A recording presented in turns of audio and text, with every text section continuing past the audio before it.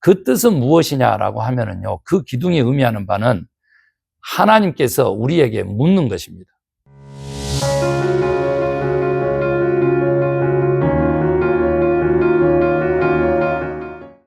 Hello everyone. 거룩한 선교 이야기, 오늘 역시 영성 이야기 시간입니다. 오늘 저는요, 기록되는 말씀 성경 쪽에 포커스를 두고 성경 66권을 아주 기본적으로 설명하도록 하겠습니다. 어떻게? 4가지 기둥이 있습니다. 4가지 기둥. 성경에 또 영성에도 4가지 기둥이 있듯이 말씀 영성 첫 번째 지금 하고 있는데, 이 말씀 영성에도 말씀 66권에도 4가지 큰 기둥이 있죠.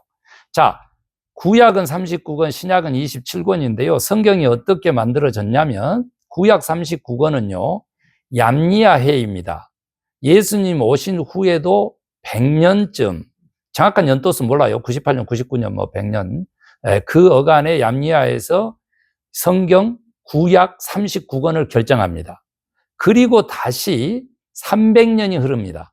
예수님이 오신 후에 400년 만에 신약 27권을 카르타코에서, 그것은 398년입니다. 그 카르타코 회의에서 교회 공동체가 모여서 이 27권을 하나님의 말씀을 하고 하자. 이렇게 해서 이제 성경 66권이 지금 결정돼서 오늘날까지 이렇게 내려오게 된 것이죠. 이제 정경론에 대한 얘기를 좀 했는데, 여기서 가장 중요한 건 뭐냐면요, 말씀이 하나님의 성령의 영감으로 하나님을 믿는 사람들에 의해서 기록된 것이 사실이지만, 그 여러 가지 이제 제가 나중에 설명하겠습니다만은 그 문학적 형태로, 즉 시의 형태, 또 편지의 형태, 그리고 두루마기에 기록된 율법의 형태, 역사서인 형태, 그런 애언서인 형태를 가지고 있지만, 그 모든 그런 그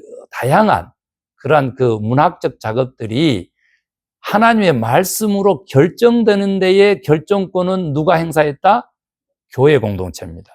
그래서 개인으로 믿고 천국 가면 된다라고 하는 그러한 그 구원관을 가지신 분, 그러한 종교적 자유 내지 기독교 신앙을 얘기하신 분은 무엇을 모르냐? 말씀 중심적 신앙생활을 조금 벗어났다, 이렇게도 볼 수 있을 정도로 교회 공동체의 성경에 대한 권위의 부여, 이런 것들에 대한 이해를 잘 못하는 거죠. 그래서 교회 공동체 연합회, 이런 것들에 대한 그 존중과 결정은 진리 수호하는데 중요한 방편 중에 하나입니다. 또 은혜의 방편이기도 하죠. 그래서 그런 것들을 기억하면서 성경에 대한 권위, 하나님의 말씀으로서의 성경을 정의하고 이해하고 받아들이면 좋겠어요. 자, 그러면 이제 본격적으로, 성경은 이스라엘 백성들이 집을 지을 때 직사각 형태로 짓거든요. 그래서 코너에다가 모퉁이돌이라고 얘기하는 주춧돌을 놨고, 거기 그 코너에 기둥을 세우게 됩니다. 그렇게 해서 집을 지으니까 역시 내 모퉁이돌이 있겠죠. 예수님도 말씀이신데 본인을 스스로 뭘로 해석했어요? 집을 짓는 때 모퉁이돌이다, 이렇게 표현을 한 거죠. 그런 차원에서 연결해서 보니까 성경 66권도 4가지 기둥으로 되어 있더라라고 하는 거죠. 자, 구약 39권부터 설명하면 첫 번째 기둥이 율법이라고 하는 겁니다. 모세 율법 몇 권입니까? 5권입니다. 그리고 두 번째 기준이 뭡니까? 기둥이 역사로 되어 있습니다. 12권의 역사서가 바로 모세 오경 다음으로 따라옵니다. 이것은 이제 70인여, 거기에서 결국은 이 순서가 정해진 건데 의미가 있다는 거죠. 그 다음에 세 번째 기둥이 뭐냐 그랬더니 시입니다. 5권의 시가 있습니다. 그러면 5, 12, 5. 그리고 다시 애언서가 있는데, 애언의 기둥이 있는데, 4번째 마지막 기둥인데, 바로 대예언서 5권하고 소예언서 12권에서 17권의 애언서가 있어서 토탈 39권이 되는 것이죠.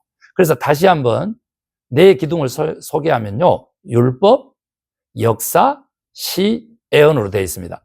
400년 후에 예수님 태어난 이제 후, 이 구약이 결정되고 300년 후, 예수님 태어난 후 400년 후에 결국은 교회 공동체가 신약을 결정했는데, 어떤 배열로 삼았느냐 그랬더니 이 배열을 따른 겁니다. 첫 번째 율법에 해당되는 복음 네 권이 있죠. 역사에 해당되는 사도행전 한 권이 있습니다. 시에 해당되는 편지가 21권이나 있습니다. 그리고 마지막에 애언에 해당되는 요한계시록이 있죠.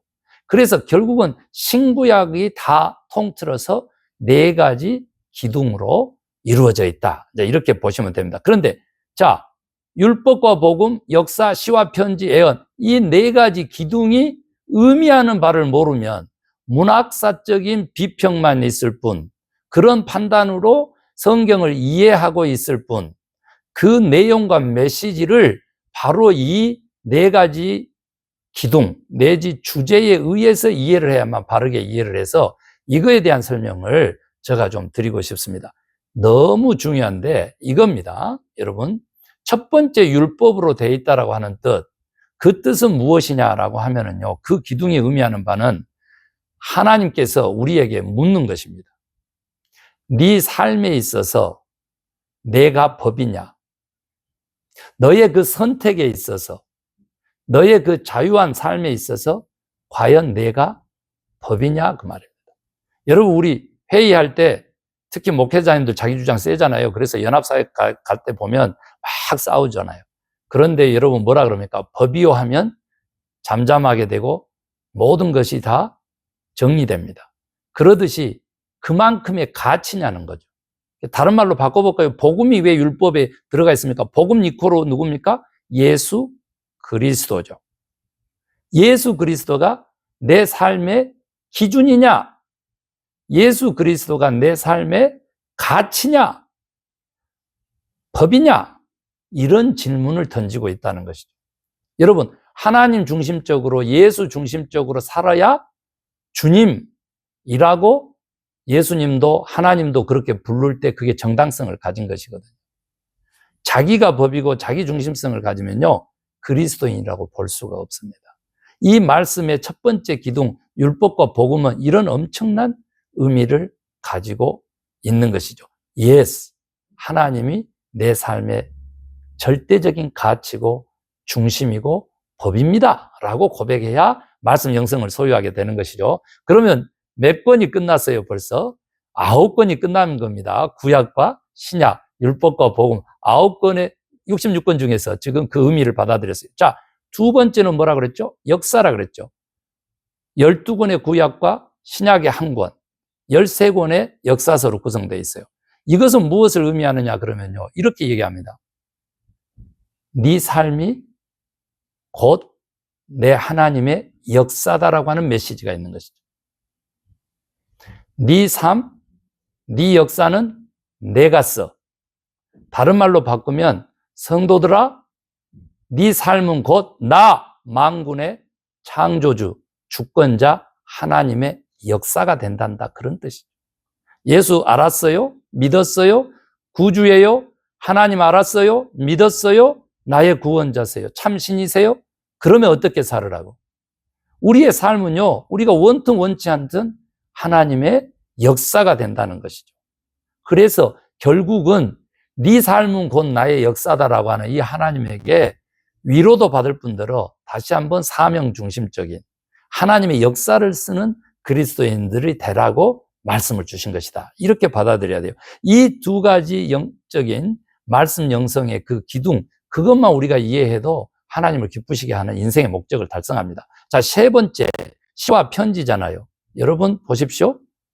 이것은 무슨 뜻이냐 그러면요, 너 인생의 시와 노래가 내 하나님이냐? 라고 질문하는 거죠. 다른 말로 바꾸면요, 하나님이 너는 이 천국에서, 하늘나라에서 이 땅에 보내진 내 하나님의 편지지, 이런 뜻을 의미하고 있어요. 여러분의 기쁨, 여러분의 노래, 여러분의 시 누구로 삼습니까? 하나님으로 삼고 있습니까? 하나님과 더불어 기쁘게 사는 삶, 이것이 인생의 목적입니다. 그것이 하나님께 영광을 돌리는 삶이기도 하고요. 그런데 동시에 이 사회에, 이 세상에 하나님의 편지로서 우리가 와 있다라고 하는 사실을 기억할 때 우리는 오늘 하나님을 노래하고 찬양하고 또 하나님에게 영광을 돌리고 동시에 이 땅에 남겨진 하늘나라 편지로서의 인생과 사람이며 그런 삶을 살게 된다는 것이죠. 여러분, 세 번째에 시와 편지를 주신 그 의미였습니다. 편지는 12권이고 시는 21권이고요. 시는 5권이었으니까 얼마입니까? 26권. 이제는요, 17권의 애언서와 그리고 한 권의 계시록의 애언서, 그게 지금 나왔죠. 18권의 애언의 그런 지금 기둥이 남아있어요. 이것은 무슨 뜻이냐? 애언 그러면 우리는요, 뭔가 미래를 예측하고 맞는 거, 이렇게 생각하는데 그렇지 않습니다. 그렇게 맞히는 거, 예측하는 거 아닙니다. 여기서 애언이라고 하는 것은요, 대언하다의 개념의 애언입니다. 그래서 구약의 애언자는 하나님의 말씀을 대신 전하는 사람이었고요. 그래서 애언이라고 할 때는요, 하나님의 말씀을 전하는데 그 말씀 내용이 과거일 수도 있고 미래일 수도 있게 되는 것이죠.